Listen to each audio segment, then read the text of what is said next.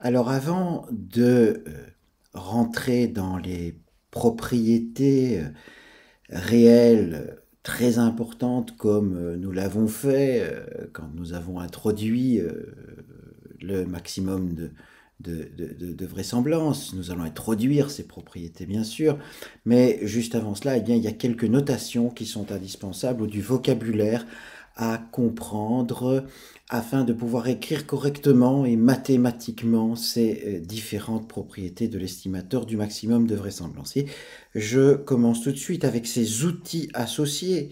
Donc nous avons au départ, comme j'ai pu le dire précédemment, la fonction de vraisemblance ou la fonction de log vraisemblance qui se trouve naturellement ici.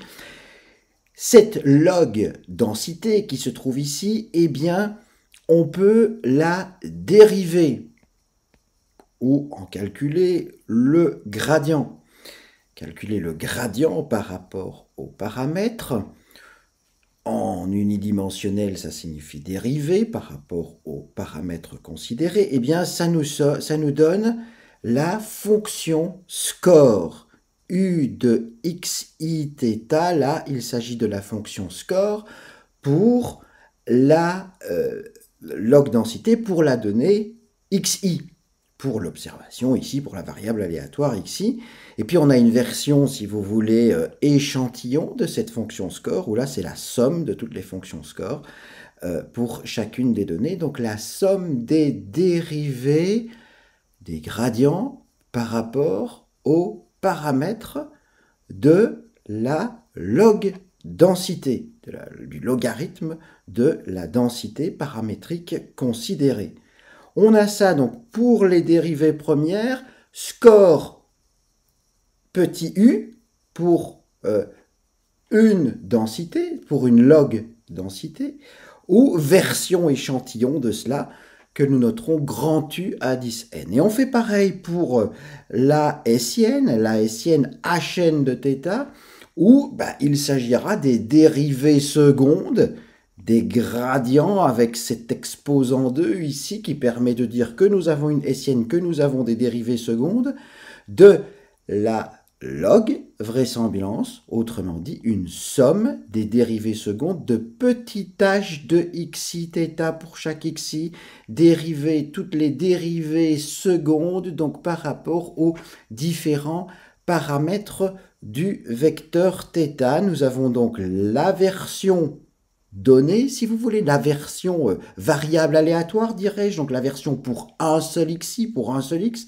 dérivée seconde par rapport à toutes les possibilités, donc toutes les possibilités de dérivée seconde par rapport aux paramètres de la log densité. Et nous avons de l'autre côté, comme je vous l'ai dit, la fonction score petit u, fonction score pour une variable aléatoire petit u, pour la version échantillon, grand U indice n. Donc grand U indice n, grand H indice n, petit u, petit h, ici, pour indiquer ces dérivées. Vous l'aurez compris, on fait du maximum de vraisemblance, donc quand il y a maximisation, lorsque l'on a un ensemble sur lequel on maximise, un ensemble grand θ, θ majuscule si vous vous souvenez, par rapport auquel on maximise, forcément il est nécessaire d'écrire pour cette maximisation des dérivées premières et des dérivées secondes si l'on veut trouver des extrémas en des points intérieurs de notre ensemble grand θ. Ce sont des mathématiques de base. Et alors enfin, on va définir l'information de Fisher, ça c'est cette quantité cruciale. Cette quantité cruciale, elle aura elle aussi sa version échantillon, mais tenons-nous-en pour l'instant à la version variable aléatoire, la version avec une seule variable aléatoire, si vous voulez. C'est donc l'espérance par rapport à θ du produit en unidimensionnel, ce serait le carré du produit de U fois sa transposée, donc du gradient de la log densité, fonction score, donc un vecteur qui a la même dimension que le nombre de paramètres. On le multiplie par sa transposée, ça devient une matrice, un vecteur qui a comme dimension le nombre de paramètres multiplié par sa transposée, ça devient une matrice dont la dimension est le nombre de paramètres fois le nombre de paramètres. On calcule l'espérance de ceci par rapport à la variable aléatoire x qui se trouve ici, hein, donc c'est l'intégrale par rapport à la vraie densité, si vous voulez, de x. Donc c'est une matrice de dimension pardon, dimension du paramètre fois dimension du paramètre, et tous les éléments de cette matrice sont en fait des intégrales, si on se met dans le cas continu, hein, c'est des intégrales par rapport à la densité de x. Ça, il s'agit de l'information de Fisher, espérance U transposée. Il sera assez facile de voir qu'on peut lui donner une version échantillon, hein, lorsque l'on prend à la place de la version petit u, on prend la version grand UN, donc on met ici grand UN fois grand UN transposé, eh bien il est facile de voir qu'à ce moment-là, nous aurons la version échantillon de la matrice d'information de Fisher, de l'information de Fisher, et il sera facile de montrer, il est facile de démontrer qu'elle vaudra n fois ce I indice 1 de θ, là, elle vaudra n fois la matrice d'information de Fisher pour une variable aléatoire. Cette information de Fisher, dernière information la concernant, dernier point la concernant, pour ne pas répéter deux fois le mot information, elle a une autre forme, regardons-la, elle peut s'écrire comme ceci. Elle s'écrit I1 de θ égale espérance de U fois U transposé, espérance de U carré en unidimensionnel, espérance du score carré, mais c'est aussi égal à moins l'espérance de petit h de xθ. Petit h de xθ, donc dérivée seconde de log densité, hessienne de log densité. Voilà, ça s'écrira alors comme ceci, ici. Ça s'écrira comme ceci également. La démonstration est en dessous, c'est une démonstration courte et simple qui nous fait apparaître que l'espérance de la fonction score, par exemple, eh bien, c'est égal à 0, pardon, ça revient au gradient de 1 qui fait 0, et si on fait le gradient de cette espérance du score, eh bien, on voit apparaître immédiatement la relation entre l'espérance du carré du score et moins l'espérance de la hessienne. Voilà, cette démonstration n'est pas... il n'y aura pas de questions concernant cela. Il faut simplement se souvenir qu'il y a deux manières de calculer l'information de Fisher, et on verra que c'est important.